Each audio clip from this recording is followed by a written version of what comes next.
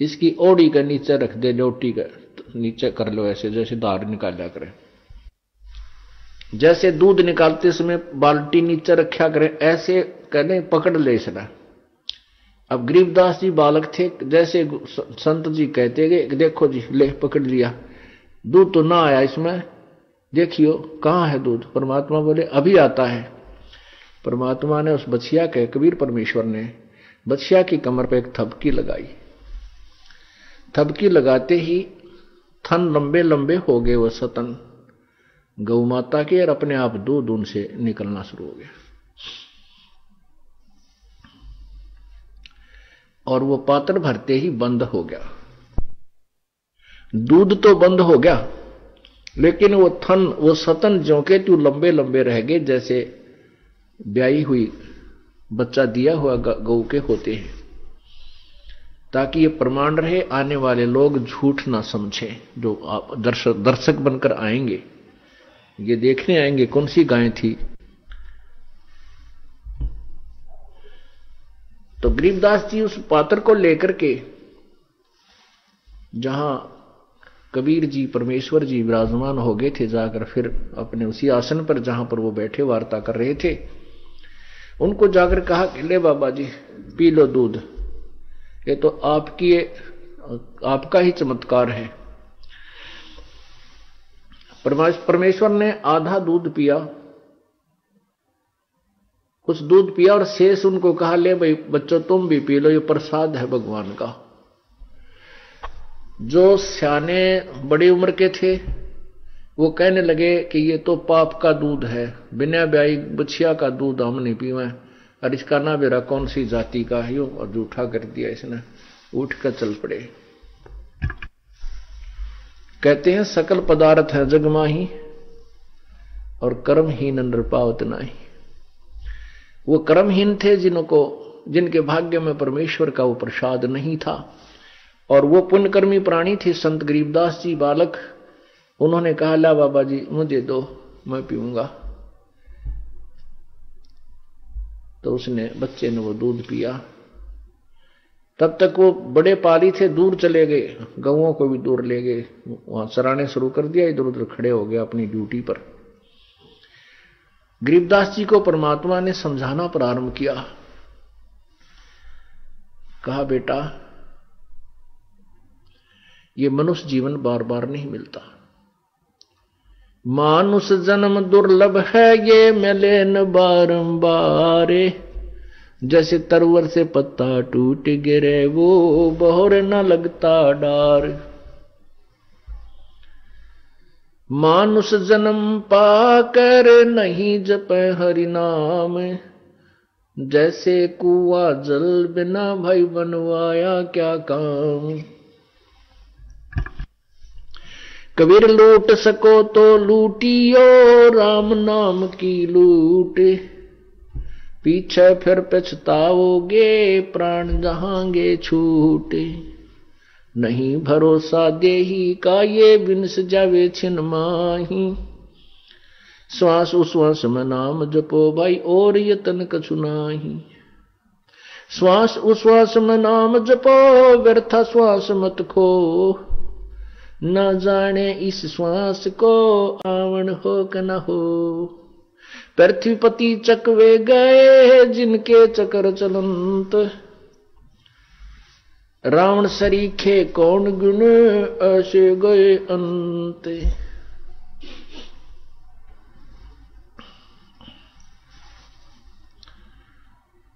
इस प्रकार उन्होंने परमात्मा ने अपने पाने की और विधि आवश्यकता बताई, और मनुष्य जीवन किस लिए तुम्हें मिला है, बहुत ही अच्छे ढंग से उस पुण्य आत्मा गरीबदास जी को समझाया। उस प्यारी आत्मा में ऐसी प्रेरणा हुई, ऐसा वैराग जागया, चरण पकड़ दिए प्रभु आपने जो ज्ञान बताया मैंने जिंदगी में अभी तक नहीं सुना, क्योंकि सभी लोग धार्मिक अवश्य थे और घर वाले भी वैसे भी जैसी पूजाओं का उनको पता था करते थे, और रामकृष्ण से ऊपर कोई प्रभु को वो नहीं मानते थे। ऐसे ही हम अपने परंपरागत ज्ञान को सुन करके वहीं पर उसी पर आधारित रहते थे। तो गरीबदास जी ने उसी आधार से काफी प्रश्नोत्तरी की। गरीबदास कबीर साहब ने उस प्यारी आत्मा को बहुत अच्छी तरह अपना ज्ञान समझाया, बताया कि ब्रह्मा तुम किसकी पूजा करते हो? गरीबदास जी से पूछा। गरीबदास जी ने कहा, प्रभु हम भगवान शिव की पूजा करते हैं, भगवान श्री कृष्ण राम की पूजा करते हैं। परमात्मा ने कहा, ये राम और कृष्ण ये पूर्ण परमात्मा नहीं है, ये इनसे ऊपर एक इनका पिता है जो ब्रह्म है, जिसको काल कहते हैं। वो 21 ब्रह्मांड का स्वामी है और काल से ब्रह्म से ऊपर परब्रह्म है, वो 7 संख्य ब्रह्मांड का स्वामी है। इन सबके ऊपर पूर्ण परमात्मा कोई और है भाई, और मैं उसी का संदेशा लेकर आया हूं, क्योंकि अपनी महिमा प्रभु आप ही बताते हैं। उस बालक ने कहा कि प्रभु आज तक तो न किसी ने बताया है और न ही मुझे आपकी बातों पर विश्वास हो पा रहा है। परमात्मा बोले, चल तुझे विश्वास कराता हूं, तो उपदेश ले पहले। परमात्मा ने उसको प्रथम मंत्र दिया और कहा इसका जाप कर, लेकिन वो अपनी समर्थता से उस प्यारी आत्मा को सूक्ष्म शरीर के माध्यम से सूक्ष्म शरीर युक्त लेकर के ऊपर गए। फिर वहां अपनी आत्मा को सूक्ष्म शरीर भौर गुफा में छोड़ दिया जाता है। सूक्ष्म शरीर जो लास्ट शरीर होता है वो कैवल्य शरीर है। सूक्ष्म शरीर तो मानसरोवर पर स्नान करने के उपरांत वहां समाप्त कर दिया जाता है। पहले मैं गलती से गलत बताया गया कि सूक्ष्म शरीर वहां नहीं जाता, कैवल्य भी कारण भी यहीं रह जाता है। कैवल्य शरीर भौर गुफा तक जाता है, उसके बाद आत्मा का अपना वास्तविक शरीर प्रारंभ हो जाता है। तो उस वास्तविक शरीर को लेकर के परमात्मा ऊपर गए सतलोक में। वहां क्या देखा उसने? वहां क्या देखा कि उनके साथ जो जिंदा महात्मा के रूप में संत गए थे ऊपर, उनसे अन्य एक परमात्मा, एक बहुत बड़ी तेजों में शरीर युक्त नर आकृति, एक ऊंचे सिंहासन पर एक गुम्बज के अंदर विराजमान है। और नीचे से जो जिंदा महात्मा गया था वो जाकर के उस तेजोमय शरीर के ऊपर एक चंवर करने लगा। एक चंवर होता है बहुत कोमल बालों युक्त, उसका ऐसे धूम की तरह होता है। वो आदर के साथ एक शुभ आत्माओं पर किया जाता है।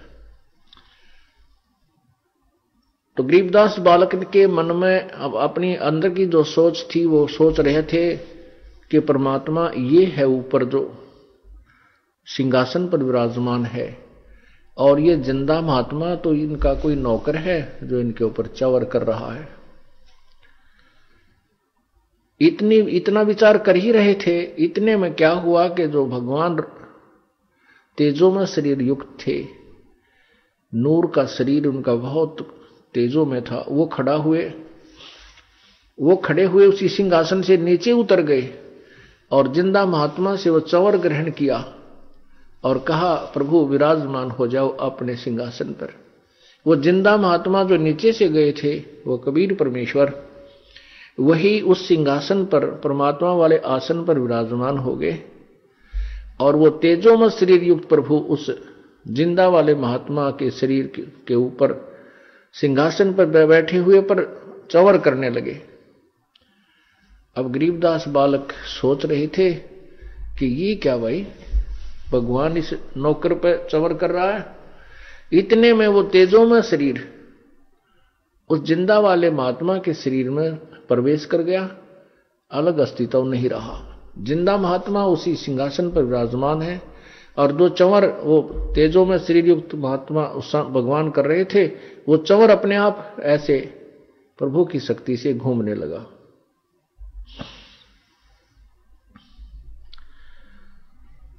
तब गरीबदास जी को विश्वास हुआ, हो ये तो भगवान ये ही है, मुझे तो परमात्मा ही मिल गए। तब गरीबदास साहिब ने कहा कि प्रभु अब मुझे वापस मत भेजो, ये तो बहुत आनंदमय लोक है, यहां तो सुख ही सुख है, पर वो बड़ी आत्मा आनंद हो रहा है। परमात्मा बोले बेटा ऐसे नहीं रख सकते, यहां पर आप नीचे जाइए और मैंने तुझे जो मंत्र दिया है, फिर आपको सतनाम दूंगा, फिर सार नाम दूंगा, तेरा उद्धार करूंगा। जो मैंने तुझे उपदेश दिया है इसका जाप कीजिए, काल के ऋण से मुक्त हुई ओजिए, फिर मैं तुझे आप लेकर आऊंगा। तब कबीर परमेश्वर वही जिंदा वाला स्वरूप फिर उनके साथ, और नीचे आकर के उन्होंने फिर सभी ब्रह्मांडों को दिखाया। ये काल का 21वां ब्रह्मांड है, जहां पर तपस्या के ऊपर 1,00,000 जीवों को रोज खाता है, प्रतिदिन आहार करता है। मानव शरीरधारी प्राणियों को यहां भून कर खाता है। वो तपस्या दिखाई, वो काल दिखा के देख वो बैठा।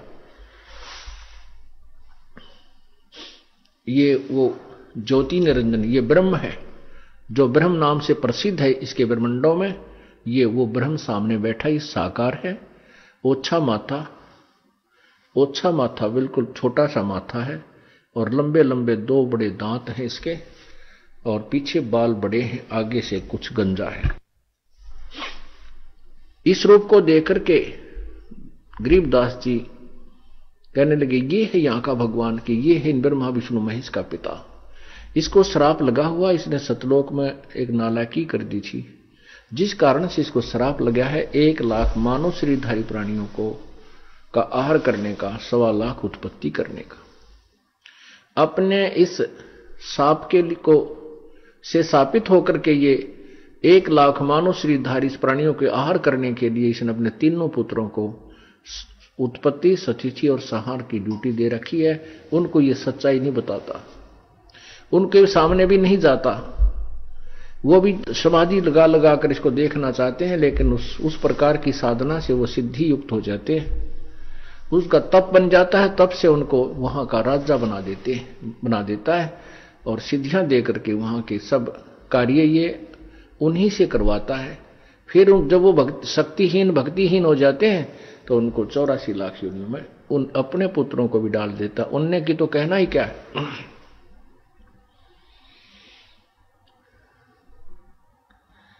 फिर परमात्मा धर्मराज के दरबार में गए गरीबदास जी को लेकर के।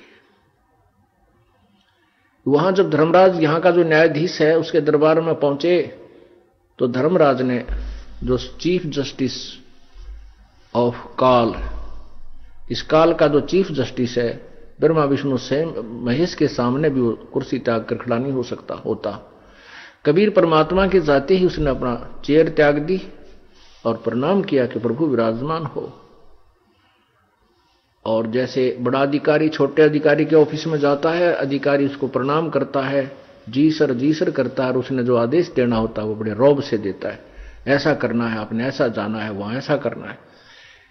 और ऐसे इसी दृष्टिकोण से परमात्मा ने वहां पर कबीर परमेश्वर ने उस धर्मराज को अपना आदेश सुनाया। तब गरीबदास जी को पक्का जचगी, पक्का यकीन हो गया कि सचमुच तो भगवान पड़ा है। यहां का न्यायाधीश भी इसके सामने थर थर कांप रहा है। फिर ब्रह्मा और विष्णु के लोक में लेकर गए, वहां दिखाया। सभी ने जाते ही परमात्मा को प्रणाम किया, क्योंकि कबीर परमात्मा ब्रह्मा विष्णु महेश को भी मिले हुए थे पहले, और इन तीनों को तत्व ज्ञान समझाया था। ये इनके शिष्य भी बने थे, लेकिन काल प्रेरणा से इन्होंने उनका नाम को नहीं रखा था, सतनाम ग्रहण नहीं किया। इन्होंने प्रथम मंत्र की ही रटना लगाते रहे। उनमें से भी एक एक नाम छांट लिया अपनी स्वेच्छा से। जैसे ब्रह्मा ने ओम नाम रख लिया, सावित्री ब्रह्मा दोनों इसी का नाम यही जाप करते हैं। और हरियम जाप विष्णु ने ले लिया, और सोहम जाप शंकर और पार्वती ने, विष्णु और लक्ष्मी ने हरियम जाप। ऐसे इन सबको समझाना चाहा था, परंतु ये लोग न समझ सके। फिर भी ये परमात्मा है, श्रेष्ठ आत्मा है, अच्छी आत्मा है ब्रह्मा विष्णु महेश। जब भी वहां परमात्मा जाते हैं संत रूप में, तो उनका आदर अब भी करते हैं।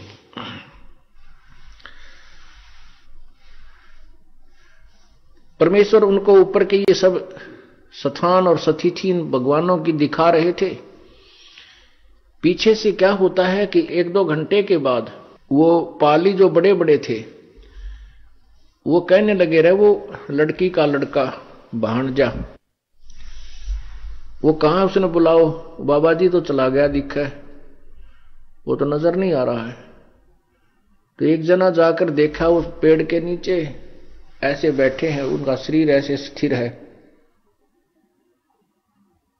तो उस बच्चे ने, उस पाली ने कहा, भाई गरीबू, गरीबदास नाम था, उनको गरीबू कहा करते थे, गरीबू, अरे गरीबू आजा उठ ले।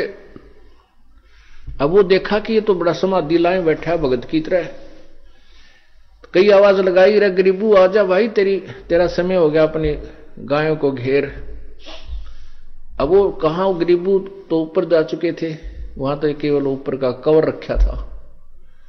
उस पाली ने जाकर निकट कहा, रे गरीबू खड़ा हो ले, ओ भगत जी उठ, चल अपना गौओं को घेर। उसने जो ही ऐसा किया तो वो शरीर पीछे को लुढ़क गया, आंखें खुली हुई थी। अब उसने देखा बच्चे में ना कोई धड़कन थी, उसका श्वास नहीं चल रहा था। उन्होंने अन्य पालियों को आवाज लगाई कि आ जाओ, गरीबू मर गया, गरीबू मर गया।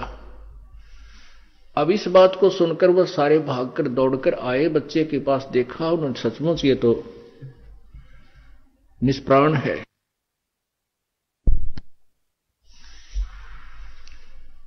अब वो बहुत दुखी हुए, उनके मन में बहुत कुछ बातें आई कि हमारी बहन का एक ही पुत्र हुआ था, ये भी 12 वर्ष के बाद, और अब उनको पता चलेगा कि तुम्हारा इकलौता तुम्हारा पुत्र मर गया, तो वो टक्कर मार कर मर जाओगे। गरीबदास जी के एक भाई और था, लेकिन वो बिल्कुल मेंटल था, उससे बड़ा था। उसके फिर बाद में गरीबदास जी हुए थे। तो इस प्रकार इस लड़के, वो तो मरे जैसा था ही था, इसकी मृत्यु के ऊपर बहुत दुख व्यक्त करेंगे, उन्होंने पालियों ने ऐसा विचार लगाया। और वो बहुत ही दुखग्रस्त हुए, चिंतित हुए, अभी बात बिगड़ गई।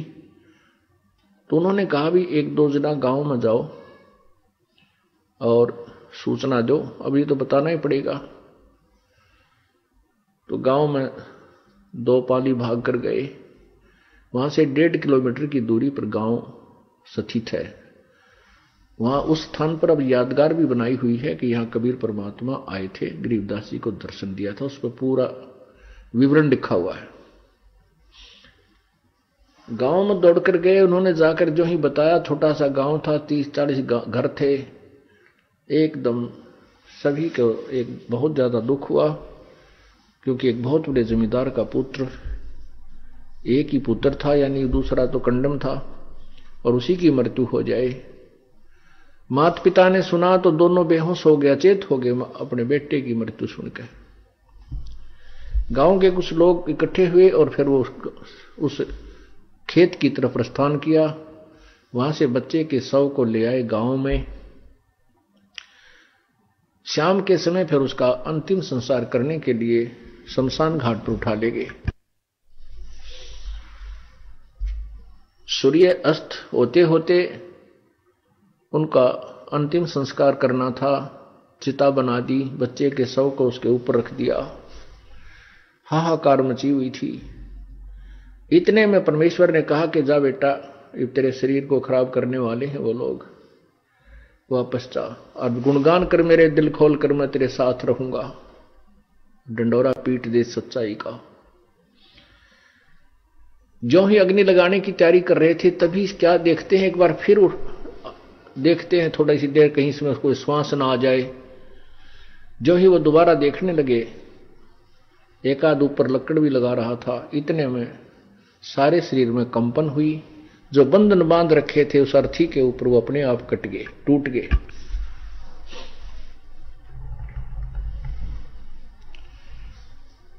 और गरीबदास जी के शरीर में जब हरकत देखी तो एकदम खुशी की लहर होगी, और उनको नीचे उतार लिया बच्चे को, गरीबदास जी खड़े हो गए, इधर उधर देखते हैं कि मैं तो कहां गया था, यहां कैसे आ गया।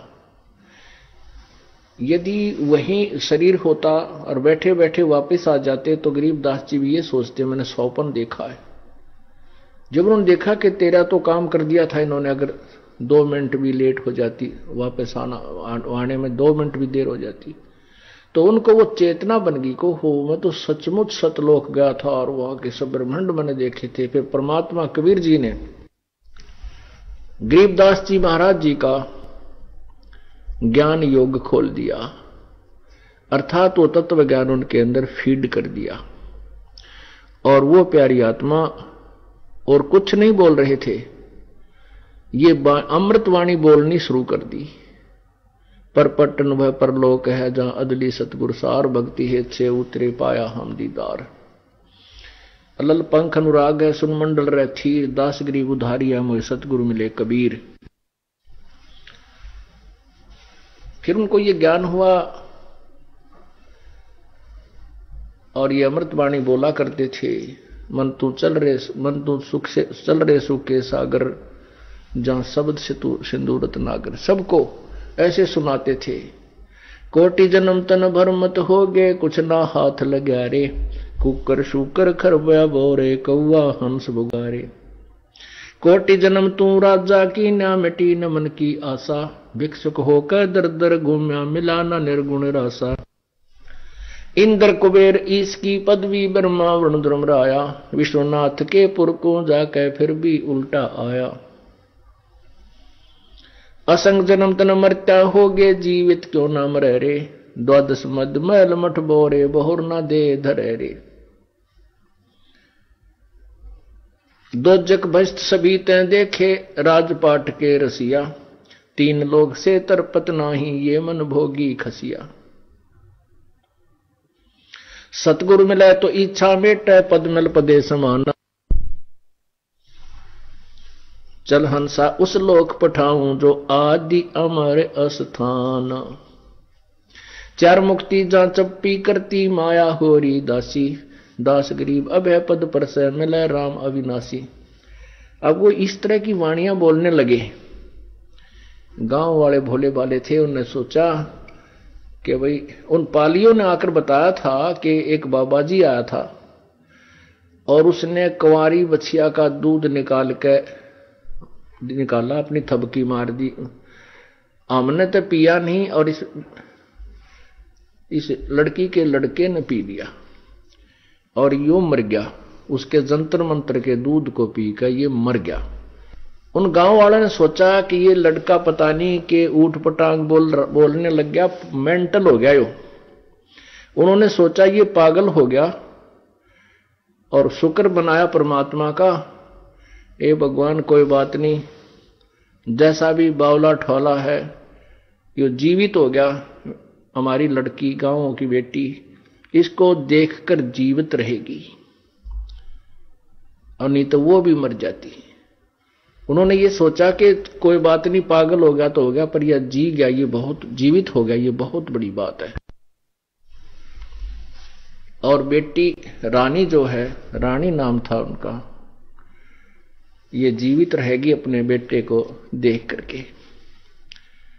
अब उन भोली आत्माओं को पता नहीं था और उस बच्चे को बावड़िया कहने लगे, मेंटल पागल। वो बोले अमृतवाणी सतलोक की, जिसमें 4 वेद 18 पुराण 11 उपनिषद महाभारत रामायण सबका इनका समावेश और वेदों से भी ऊपर का ज्ञान। और वो अनजान लोग कहेंगे तो मेंटल हो गया, पागल है, तो उसका नाम बावड़िया, गरीबू बावड़िया, ऐसे बावड़िया कहने लगे उन्हें, पागल बौड़ा कहने लगे, बौड़ा।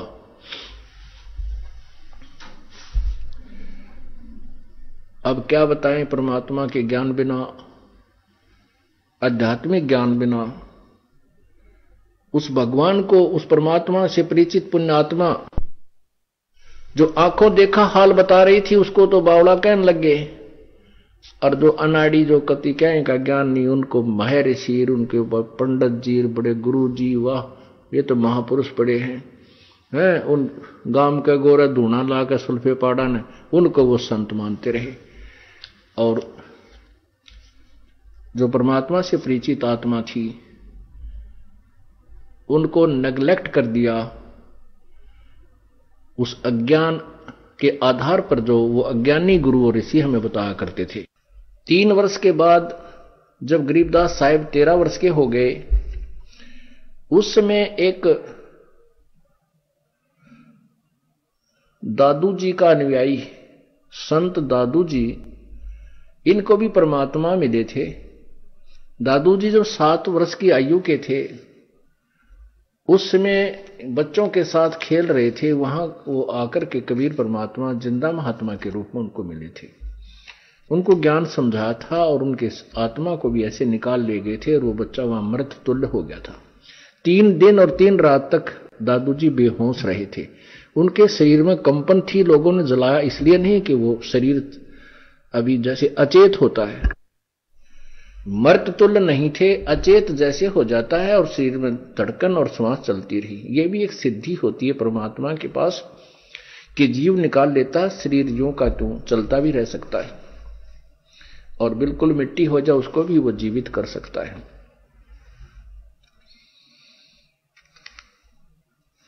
दादू जी को भी ऐसे सतलोक लेकर गए थे, ऊपर से फिर सारा आंखों देखा विवरण उनको ऐसे ही गरीबदास जी की तरह दिखाया था। तो उस दादू जी ने भी उस परम पिता परमात्मा की कर्म तोड़ महिमा गाई थी। उनके भी बहुत से अनुयायी हो गए थे। दादू जी ने क्या महिमा गा रखी थी प्रभु की। जो जो शरण कबीर के वो तिरगे अंत अपार, दादू गुण के ता कहे कहत न आवे पार। जब दादू जी वापस आए थे 3 दिन और 3 रात बेहोश रह करके ऊपर सतलोक में जाकर के सब दिशा देख करके, ऐसे ही जैसे गरीबदास जी को परमात्मा ने ऊपर दिखाया था ऐसे दादू जी को पहले दिखा रखा था। वो शरीर छोड़ चुके थे जब गरीबदास जी प्रकट हुए। तो दादू साहब ने अपनी अमृतवाणी में परमेश्वर कबीर जी की महिमा बहुत ही प्यारे तरीके से लिखी है। कबीर करता आप है दूजा ना कोई, दादू पूर्ण जगत को भक्ति दरढ़ावन सोए। ठेका पूरा होवे जब सब कोई तजय शरीरी, दादू काल गंजे नहीं जपे जो नाम कबीर। आदमी की आयु घटे तब यम घेरे आए, सुमरण किया कबीर का दादू लिया बचाए। मेट दिया अपराध सब आ मिले छन माही, दादू संग ले चले कबीर चरण की छाही।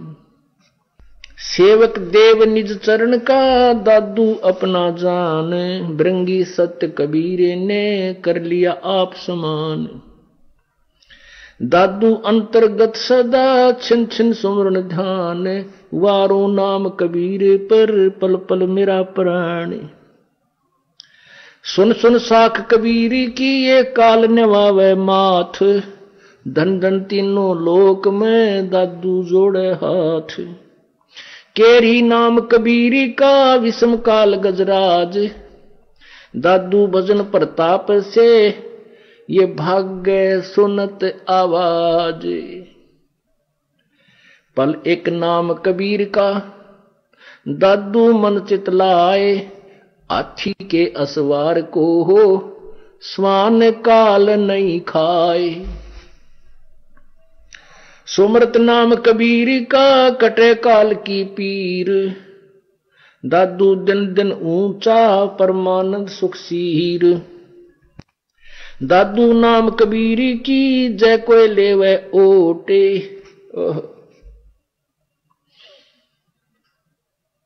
उनको कभू लागे नहीं ये काल वज्र की चोटे।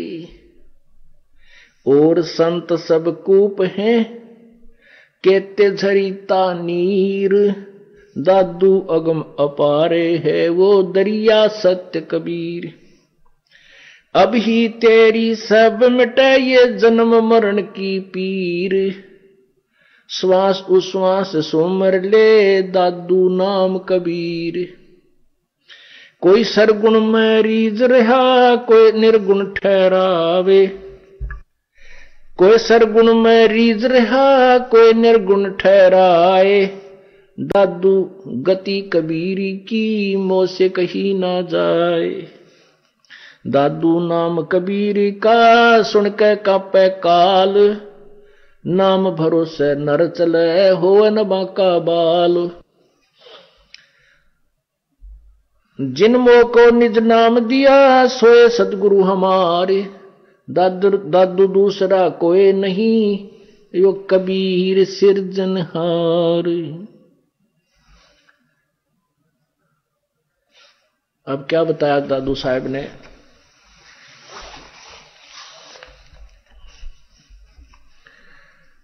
कि जो जो शरण कबीर के वो तिर्ग अंत अपार, जो परमात्मा कबीर जी की शरण में विधि बताए हैं परम संत के माध्यम से, वो तो ना जाने कितने पार कर दिए उस परमेश्वर ने। कबीर करता आप है दूजा ना कोई,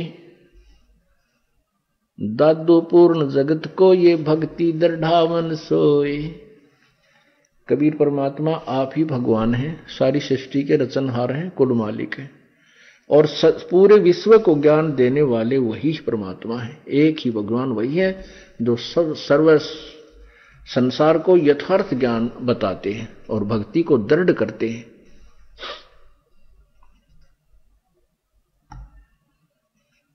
ठेका पूरा हुआ जब सब कोई तजा शरीर, और दादू काल गंजे नहीं जपे जो नाम कबीर। अब क्या कहते हैं दादू साहब के भी समय आएगा तो समय पर सभी ने यहां से जाना होगा, लेकिन जाने और आने में बहुत अंतर है। जाने जाने में अंतर है। कहते हैं आए हैं सो जाएंगे ये राजा रंग फकीर, आए हैं सो जाएंगे ये राजा रंग फकीर। एक सिंहासन चढ़ चले एक बंधे जात जंजीर। एक तो आदर से जाएंगे जो भक्ति करते हैं, दान धर्म करते हैं, जहाज में बैठ कर जाएंगे, विमान में। और जो भक्ति नहीं करते, बकवाद करते हैं, शराब पी में घूटी लावे, सारा दिन उठ पटांग गप्पे मारते, अंडे के ताश खेल रहे और इधर उधर के गप्पे मारते हैं, परमात्मा याद नहीं करते। भक्ति करते हैं तो शास्त्र विरुद्ध करते हैं, शास्त्र विधि को त्याग कर जो मनमाना आचरण करते हैं उनको कोई लाभ नहीं होता। उन व्यक्तियों को यम के दूत जंजीर यानी हथकड़ियां लगाकर बेल बांध कर ले जाएंगे। तो इसलिए कहते हैं आए हैं सो जाएंगे राजा रंग फकीर, एक सिंहासन चढ़ कर जाएंगे बांधे जा जंजीर। तो यहां क्या कहते हैं कि ठेका पूरा होवे जब सब कोई तजे शरीर, दादू काल गंजे नहीं जपे जो नाम कबीर। उसके निकट काल नहीं आएगा जो परमेश्वर कबीर जी का यथार्थ भक्ति मार्ग जिसको प्राप्त है। अब यहां केवल उन्होंने कबीर नाम लिखा है, ये तो एक लीला थी प्रभु की, क्योंकि जैसे शरीर से प्राणी निकलता है तो वो परमात्मा साथ जा रहे हैं, दादू जी को ऊपर लेकर जा रहे हैं। तो दादू जी को ये नहीं यकीन हो रहा था कि यू के है, कौन है, कि कहां ले जा रहा है मुझे। तो वहां ऊपर सौपन सा होता है, जैसे सौपन में आदमी इधर घूम रहा है। तो कब उसके मन में शंका रही थी कि यू पता नहीं कित ले जाएगा मुझे, कहां ले जाएगा। जैसे सौपन होता है, एकदम कबीर जी अंतर्ध्यान हो गए, बीच में दिखाई नहीं दिया दादू को। और उधर से क्या हुआ कि ये काल के भयंकर विकराल रूप धारण करके काल उसको ग्रहण करने के लिए आया, क्योंकि काल नहीं जाने देता, क्योंकि किसी में ब्रह्मांड में काल का रोल शुरू हो जाता, अपना आमने सामने की लड़ाई लड़ता हुआ पर जाकर।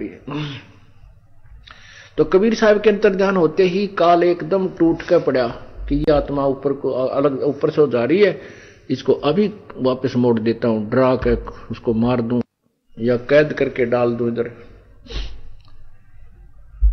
एक वहां पर इसने 21वें ब्रह्मांड में एक विशेष कैद बना रखी है, जिसको बंदीवान दरबार बोलते हैं। तो वहां पटकना चाहा था। इतने में परमेश्वर कबीर जी उसी जिंदा महात्मा के रूप में बिल्कुल सामने प्रकट हुए और काल छोड़कर भाग गया, जैसे शेर के सामने हाथी भाग गया करे। तब दादू का यकीन हुआ, अरे ओह दादू साहब के तब यकीन हुआ ये तो बहुत प्रबल शक्ति है बाबा जी तो। और फिर ऊपर ले गया, सतलोक दिखाया, जब तो उसका पक्का यकीन हो गया को ये तो मालिक है, पूर्ण परमात्मा है। अब यहां क्या कह रहे हैं कि दादू काल गंजा नहीं, यानी काल नहीं ग्रहण कर सकता, हमें मार नहीं सकता, निकट नहीं आ सकता, जपे जो नाम कबीर। तो जिंदा महात्मा के रूप में जो परमात्मा प्रकट हुए थे उन्होंने अपना नाम कबीर बता दिया था। तो जब वो काल झपटा था उसके ऊपर, दादू जी के ऊपर, तो उसने कहा था हे कबीर महात्मा मन बचा ले, हे कबीर। तो उसी समय परमात्मा आगे वो एक लीला करनी थी कि इसका न्यू जच जा कि मैं कोई शक्ति भी रखता हूं। नहीं तो काल मालिक वहां होते उसके साथ, काल तो देख मुंह फेर लेता, जाने देश को निकट भी नहीं आता, वो नीची गर्दन कर लेता ऐसे। तो इसलिए यहां कह रहा है कि मैंने दादू जी कहते कबीर का सुमन किया था, लेकिन वो केवल कबीर नाम से बात नहीं बनेगी, एक विधि है परमात्मा के पाने की, उस प्रॉपर वे से हम चलेंगे तभी। वो साधना सब कबीर के ही नाम की, क्योंकि हमने पाना कबीर को है, उसी के लिए हमने मजदूरी करनी है, पांचों कमलों के से रास्ता लेना है, त्रिकुटी से आगे चलने के लिए भी अपना जो ऋण उतारना है। ये सब साधनाएं उस परमात्मा के लिए ही कर रहे हैं, मजदूरी उसी के लिए कर रहे हैं कि हम यहां से पीछा छूटे, उस अविनाशी प्रभु को हम प्राप्त करें, सतलोक में निवास पाएं। अब क्या बताते हैं,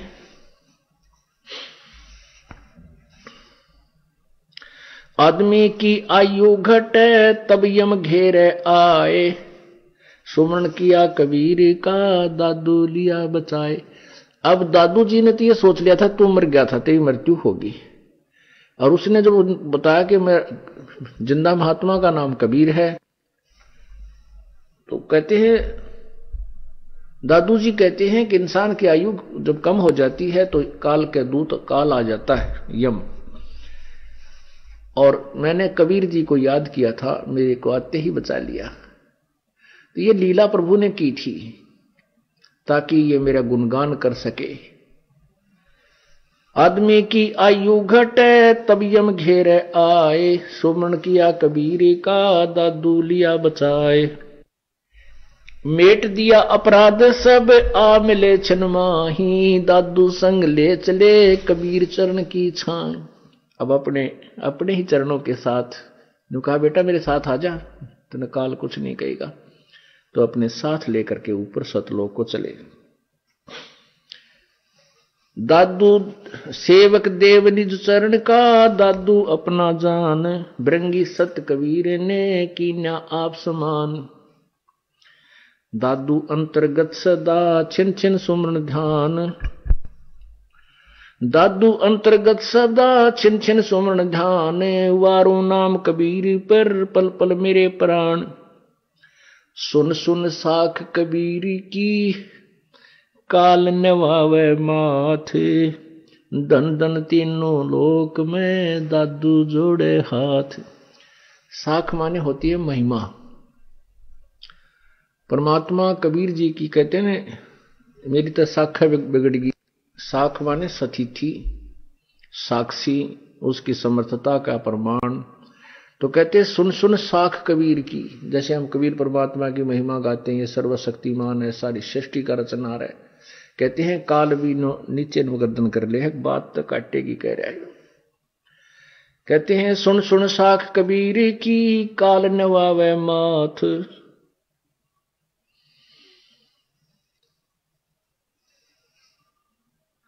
धन धन तीनों लोक में दादू जोड़े हाथ। काल भी कोई छोटी शक्ति नहीं है, ये भी 21 ब्रह्मांड का स्वामी है। अब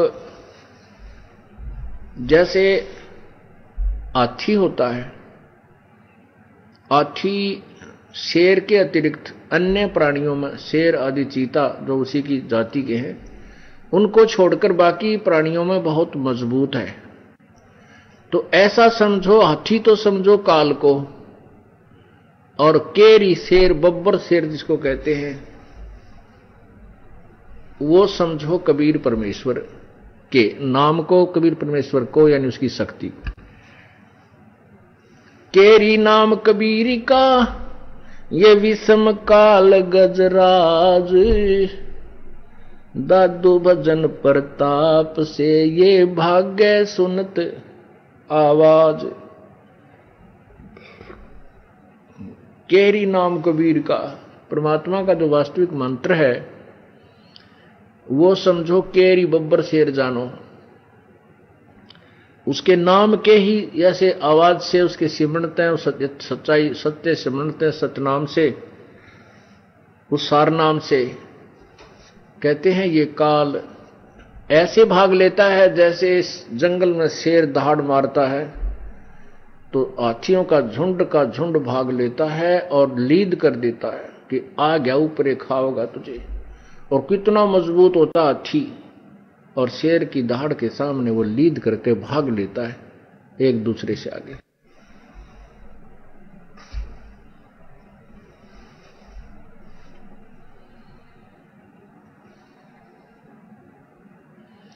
केरी नाम कबीरी का विषम काल गजराज, दादू भजन प्रताप ते भाग्य सुनत आवाज। पल एक नाम कबीरी का दादू मन चित लावे। ओए कैसी व्याख्या की है।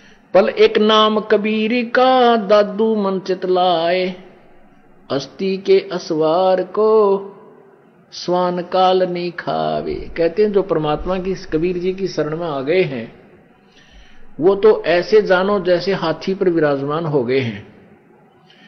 और काल जो है, काल कैसा है, काल को फिर कुत्ते जितनी आकार का जानो। परमात्मा कबीर जी की शरण में आने के उपरांत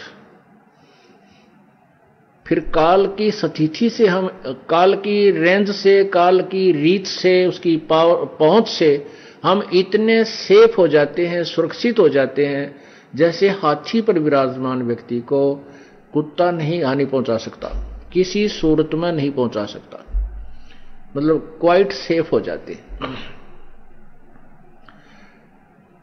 तो यहां वही उदाहरण दे रहे हैं कि पल एक नाम कबीर का, दादू मन चित लाए, यानी सच्चे दिल ते मालिक की शरण जिसने ग्रहण कर ली, हाथी के असवार को ये स्वान काल नहीं खावे। ये काल रूपी कुत्ता और हाथी के ऊपर विराजमान अपने कबीर जी की प्यारी आत्मा को हानि नहीं पहुंचा सकता, किसी भी सूरत में वो हानि नहीं कर सकता। तो ऐसे परमात्मा की महिमा दादू जी बता रहे हैं। दादू नाम कबीरी की जो कोई लेवे ऊटे, तिनको कभू लागे नहीं ये काल वज्र की चोटे। आप देखते हो परिवार एक्सीडेंट में मर जाते हैं। एक घटना थी कि एक बच्चे ने बिजली को पकड़ दिया, बच्चे को, उसकी मां उसके साथ चिपक गई, मां भी मर गई, बेटा भी मर गया। और यहां ऐसे उदाहरण जैसे आपने पिछले सत्संग में सुना था, भक्त हवा सिंह जी ने अपनी कहानी के 11,000 वोल्टेज की वो पूरी पावर उसके शरीर के अंदर से चली गई, नीचे का पैर जल गया, एक हाथ की उंगली कंडम हुई, बाकी ज्यों का त्यों शरीर उस बच्चे का परमात्मा कबीर जी ने रख दिया। वो भी थोड़ा सा इसलिए क्या था कि इतनी उंगली और नीचे का पैर का तलवा पैर अभी निशान है, 5-4 वर्ष हो गए उन बातों को। ये दिखाने के लिए कोई नू ना कहूं झूठ बोल रहा हूं।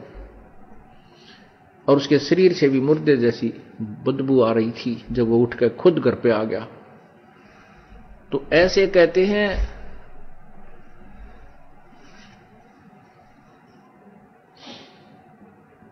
दादू नाम कबीर की जो कोई लेवे ओटे, उनको कभी लागे नहीं ये काल वज्र की चोटे। कहते हैं पग पग पर ये तक तक मारे काल अचानक बाना, पग पग पे तक तक के मारे काल ने अचानक तीर ठोक दे है। कोई एक्सीडेंट में मृत्यु, कोई हार्ट अटैक से मृत्यु, कोई किते भूकंप आ गया, किते साइक्लोन समुद्री तूफान आ गया, तो ये न उदमस्तारे रखे।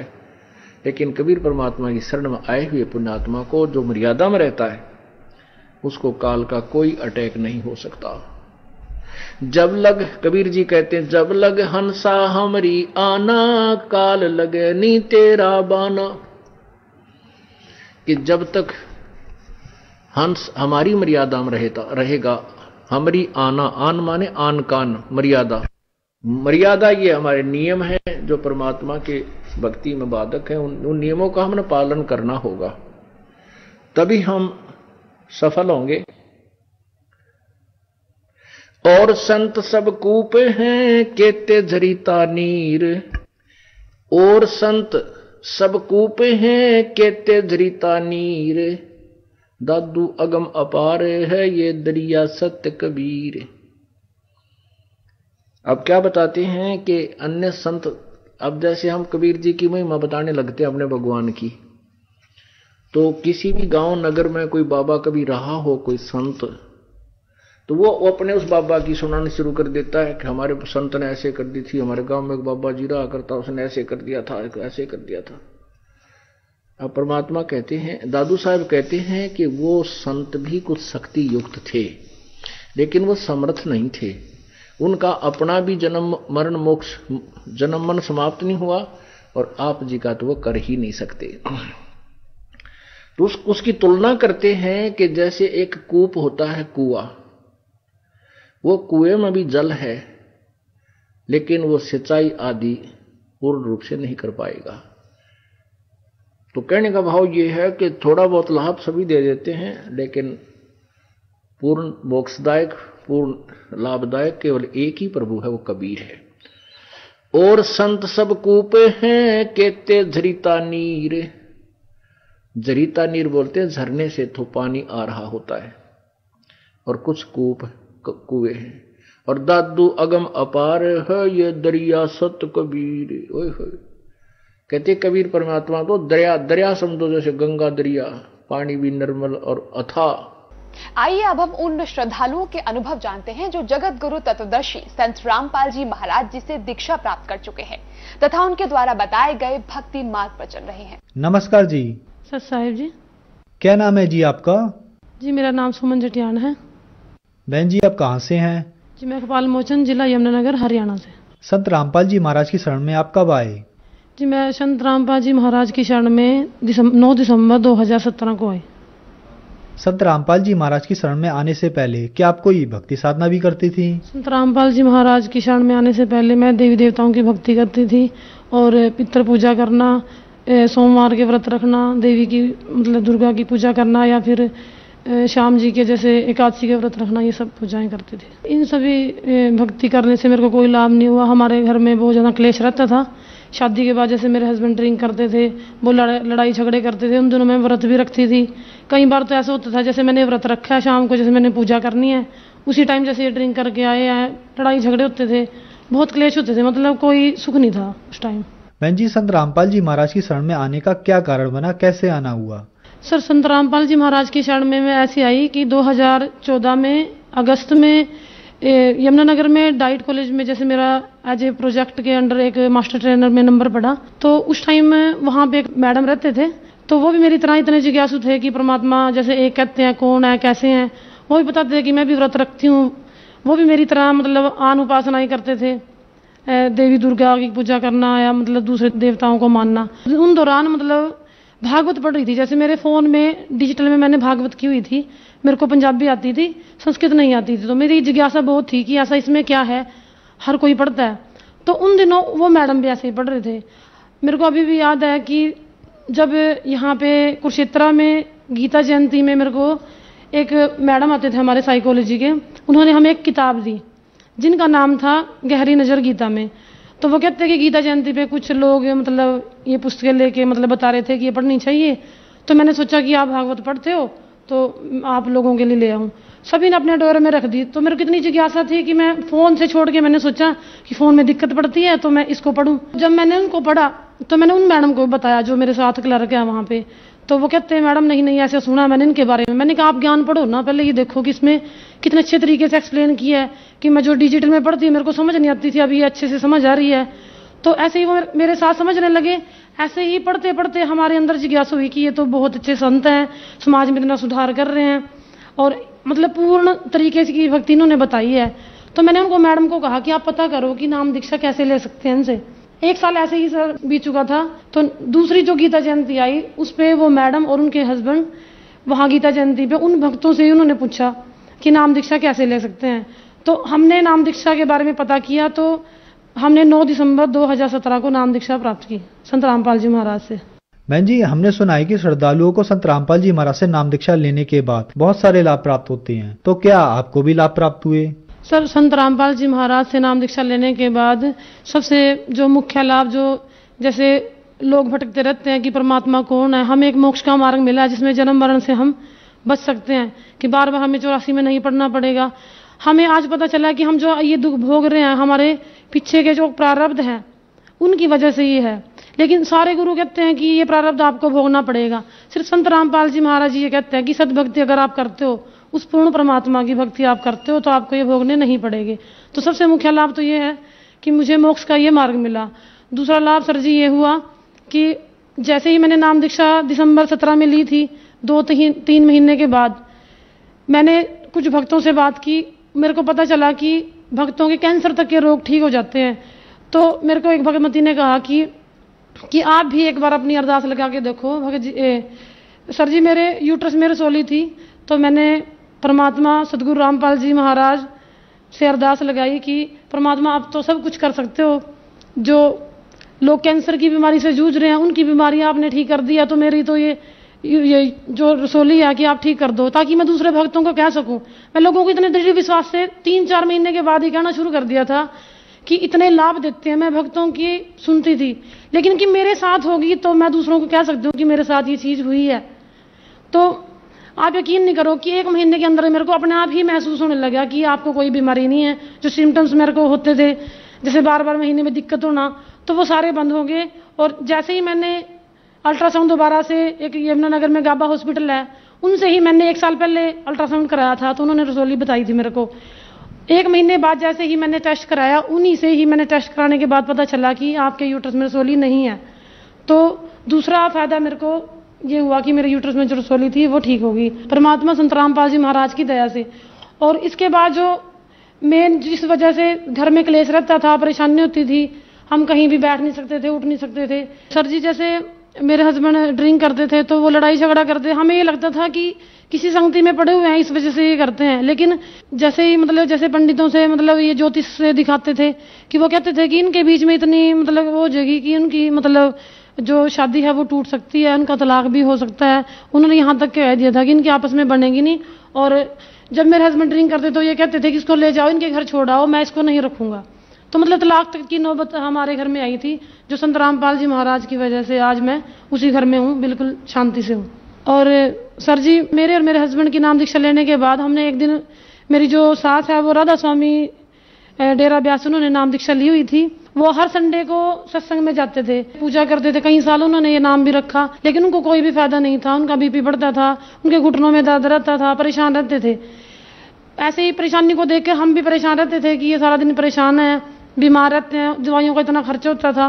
तो मेरे हस्बैंड ने एक बार उनको ये कहा कि आप हमारे साथ हमारे सत्संग में चला करो, एक बार आप सत्संग सुनो, ज्ञान समझो कि आप जहाँ जाते हो वहां से आपको आराम नहीं लगेगा। तो सर जी, हमारे जो सास हैं वो एक बार हमारे साथ सत्संग में गए, उन्होंने ज्ञान सुना, फिर हम उनको दोबारा अपने साथ सत्संग में ले गए। ऐसे ही उन्होंने 2-3 बार सत्संग सुनने के बाद उन्होंने कहा कि मेरे को नाम दीक्षा दिलवा दो, ये ज्ञान बहुत सही है कि मैं अब तक जो साधना कर रही थी या जो फिर नाम जपती थी वो सही नहीं था। संत रामपाल जी महाराज से उन्होंने जब नाम दीक्षा ली, उनको बहुत फायदे हुए। उनका बीपी अब नॉर्मल आता है, कंट्रोल में रहता है, संत रामपाल जी महाराज की दया से बिल्कुल ठीक है। बहन जी, आप एक एजुकेटेड पर्सन हैं और आप एक टीचर भी हैं, तो जो दर्शक आज आपको देख रहे हैं, आप उन्हें क्या संदेश देना चाहेंगी? सर, मैं उनको ये संदेश देना चाहूंगी कि पहले लोग अनपढ़ थे, पढ़े लिखे नहीं थे। पंडित लोग जो पढ़ के मतलब अपने ग्रंथ में से बता देते थे या फिर मुल्ला काजी जो बता देते थे, लोग उस पर विश्वास कर लेते थे। लेकिन आज सारा समाज पढ़ा लिखा है, युवा वर्ग आज शिक्षित है, वो खुद अपने ग्रंथों को देखे, जांचे, परखे, उसमें ये बताएं कि जो संत रामपाल जी महाराज अपने सत्संग के द्वारा जो ज्ञान लोगों को प्रदान कर रहे हैं, वो अपने उस ग्रंथ में उसका मिलान करें और उस ज्ञान को समझें। आप देख रहे हैं कि हमारे जो भारत नहीं विश्व में भी काफी लोग संत रामपाल जी के ज्ञान को सुनने के बाद मतलब उनके नाम को ग्रहण कर रहे हैं। डिजिटल में भी कई पुस्तक सेवाओं के ऑर्डर आते हैं कि लोग पढ़ते हैं, किताबें मंगाते हैं। किताब पढ़ने के बाद, किसी को सत्संग सुनने के बाद या फिर टीवी पे जो चैनल आते हैं वो सुनने के बाद मतलब लोग बहुत ज्यादा जुड़ रहे हैं, जिनको आर्थिक, मानसिक और शारीरिक काफी लाभ हो रहे हैं। तो मैं जो पढ़ा लिखा समाज है उनसे यही प्रार्थना करना चाहूंगी कि एक बार संत रामपाल जी महाराज के सत्संग सुने, उनके ज्ञान को समझे। ऐसा ना हो अपना इतना कीमती जो जीवन है उसको ऐसे ही व्यर्थ कर दे। हम पढ़ लिख के इतने चालाक हो जाते हैं कि हम ये सोचते हैं कि जो ज्ञान है वो मेरे अंदर ही है, कोई दूसरा हमें समझा नहीं सकता। या फिर ये कहते हैं कि हमें तो गुरु बनाने की जरूरत नहीं है। जब हम पढ़ते थे हमें थोड़ा ये लगता था कि गुरु बनाना कोई जरूरी नहीं है, लेकिन जब इंसान पे दुख आते हैं, तकलीफ आती है, तो वो परमात्मा की तरफ देखता है। परमात्मा को मिलाने का काम गुरु करता है। और इस संसार में इस समय खुद कबीर साहिब परमेश्वर संत रामपाल जी महाराज के चोले में आए हुए हैं, तो आप उनसे नाम दीक्षा लें और अपना सद्भक्ति मार्ग लेकर कल्याण करवाएं। संत रामपाल जी महाराज से नाम उपदेश कैसे ले सकते हैं? संत रामपाल जी महाराज से नाम दीक्षा लेने के लिए हम साधना चैनल पे शाम को 7:30 बजे उनका सत्संग चलता है। उसके नीचे एक पीले रंग की पट्टी आती है जिसपे हर डिस्ट्रिक्ट के फोन नंबर्स लिखे होते हैं। आप अपने जिले के हिसाब से वहां कांटेक्ट करके नाम दीक्षा प्राप्त कर सकते हैं। धन्यवाद जी। धन्यवाद।